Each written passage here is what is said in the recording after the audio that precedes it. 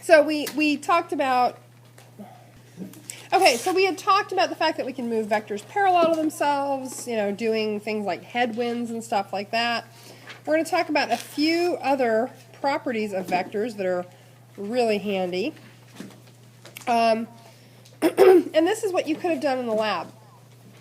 You could have actually just canceled out all your vectors. So if you have 30 meters per second east and you add 30 meters per second west, what's your velocity? 0. You can use sine also as a proxy, and you did that a lot on the y-axis. So, you know, you knew that if you had a velocity upward and acceleration downward, the thing was slowing down, coming to a stop. Adding the negative of the vector is just the same thing as subtracting it, okay? You can use sine as a proxy for direction, for up and down, for east and west, for north and south, for those opposing directions. Now, last one, and this is important. You can multiply or divide a vector by a scalar quantity. You still have a vector. So one way to think of that time is a what? Vector or scalar quantity? Is there a direction for time? Scalar, right. Time has no direction. If we have a velocity and we divide it by, a time, what do we get?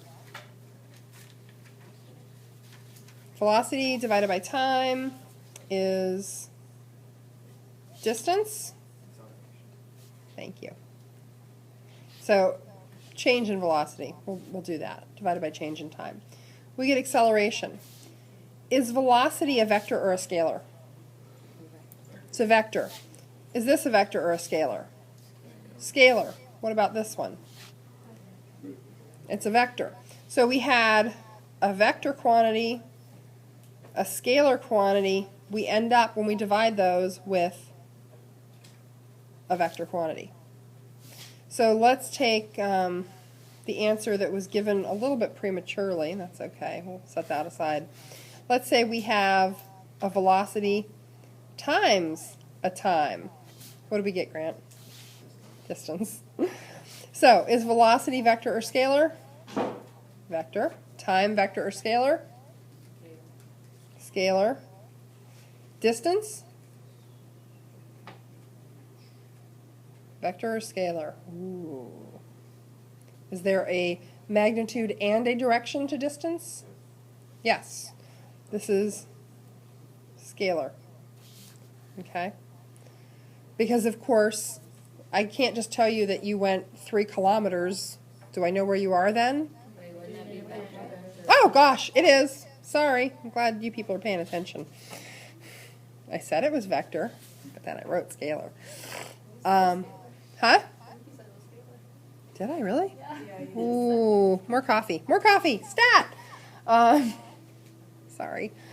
So when we multiply or divide a vector by a scalar, we get another vector. The other thing we can do these neat little expressions, like if you double your speed, we can say your new speed is 2v. 2v or not 2v. We have velocity of a turtle. If you're going 3 times as fast as the turtle, your velocity is 3v turtle. Okay, so we do these neat little expressions. These come in real handy because you start to get into a lot of problems where they say, this is going twice as fast as this. This has half the velocity of that. Doubling the acceleration. So you start to use expressions like that. Some of the best stuff. So, coordinate systems. You have to have a coordinate system when you're doing vectors. And of course, we're starting to come into where we're going to have both coordinates, x and y. We will not use the z-axis. Thank your lucky stars. And traditionally, we orient it where x is horizontal along the horizon line, y is up in the air or down into the earth, into pits. You could do anything else. If you do, you'll drive your physics teacher crazy, and she doesn't need any help. and you'll also be, looked at askance if you go on to take more physics. So that's the traditional. Now, one thing we do, and you did it without knowing it on the test, is we do very often slope the axes. So if we have a hillside, and that's our ground surface, we very often slope our x-axis to run along the ground. So even though it's not flat, we still call it the x-axis because it's the ground surface. But then you just have to make sure that you keep your y perpendicular to your x. We do this a lot when we do forces in Chapter 4 because we have a lot of objects on ramps suddenly, and we typically tilt the x-axis so that the x-axis lies along the ramp, and it makes all of our problem solving a lot easier. So you can do that, but you just have to remember x and y axis are always going to be perpendicular to one another, and you have to be consistent with whatever you do within a problem. Okay, Pythagoras. We love the Greeks. So this is the first thing we do to find the magnitude of a resultant. So if I told you that you went, and this is where we step away from the graphical solves, which a lot of people hate, the graphical solves. So if I told you that you went 5 meters north and then 3 meters east, can you figure out your resultant displacement? Sure. And you could do it graphically, but we've had Pythagoras since what, like 7th grade? So it's much easier to figure out that resultant by using a squared b squared equals c squared. So what we have is c, which in this case is the resultant vector, is equal to the square root of a squared plus b squared. And that's going to give us our resultant. Okay, so we're going to take square root of 5 squared plus 3 squared. So yeah, square root of 34 is our resultant vector. What's the magnitude of our resultant vector?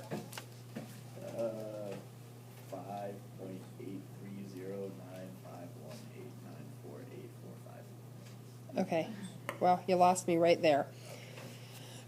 But that's okay. That's sufficient. We know we're going to sig fig that out to 1 sig fig, so our VR equals 6 meters. Are we done? No. If I tell you you went 6 meters, does that tell you where you are? What do we have to have? We have to have a heading. We have to have a heading. How do we get a heading for this problem?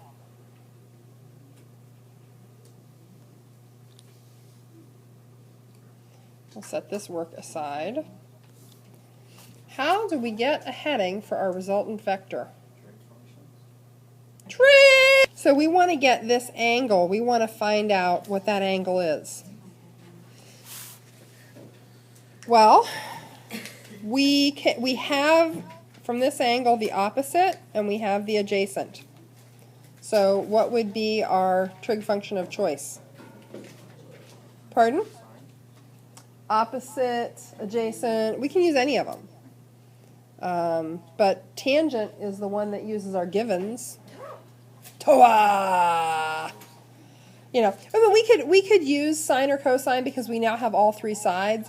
But don't forget, we calculated that hypotenuse. What if we screwed it up? Then, there's an additional risk. If we want to find that angle, so we know that the inverse tangent of theta is equal to wait a second. Okay, we know that the tangent of theta is equal to the opposite over adjacent. So the tangent of the angle we want is equal to 3 meters over 5 meters. So how do we find theta? Well, theta equals inverse tangent of 3 meters over 5 meters. Okay? So how many of you have used the inverse tangent function on the calculator? So we put in second function tangent. I would use parentheses, 3 divided by 5, and we get a theta of 30.9637563 degrees, right? Are we done? Of course not, because if Moser's asking that, then the answer is no. You guys are so smart. Yeah. Well, we've only got one sig fig to work with. Who wrote this problem? We'll ignore the sig figs for a second. Well, we could make it 30 degrees. So 6 meters at 30 degrees. Are we done? Huh? 1 sig fig. So, are we done? We have to have a heading. So, 30 degrees, what of what? South of north? East of north. Okay, so there's our compass rose. The angle we're looking at is here. So this is 30 degrees towards the east from the north. 30 degrees east of north. Okay? So why measure this and not that? Okay. Well, in this case, it's because the things that we were given are here. So we have our opposite and our adjacent there.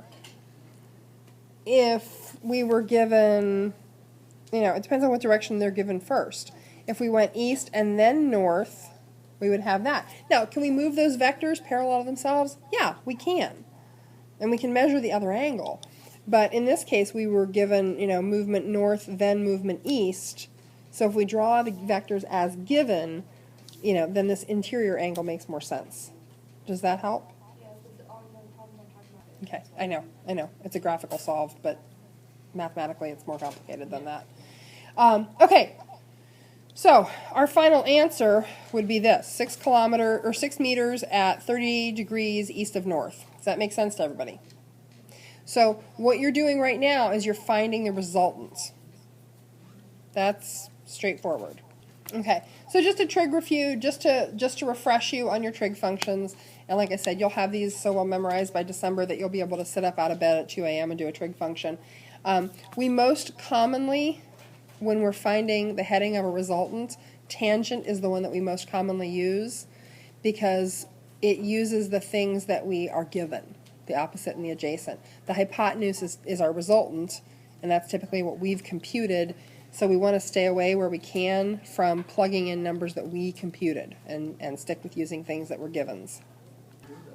Okay, so again, this is, when you're finding the angle of a resultant, your tangent function is your best bet. So angle of the resultant is equal to the inverse tangent function of the opposite side over the adjacent side. Pretty straightforward.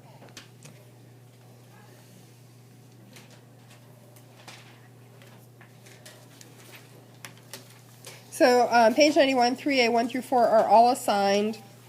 They're pretty straightforward. The big thing to remember is that for all of these problems, your answer is 2 parts. You're finding the resultant, then you're finding the magnitude of the resultant. Okay? Let's actually look at the one that you're talking about. Okay, you've got time to work, and we'll pick up with now resolving vectors and breaking them apart tomorrow.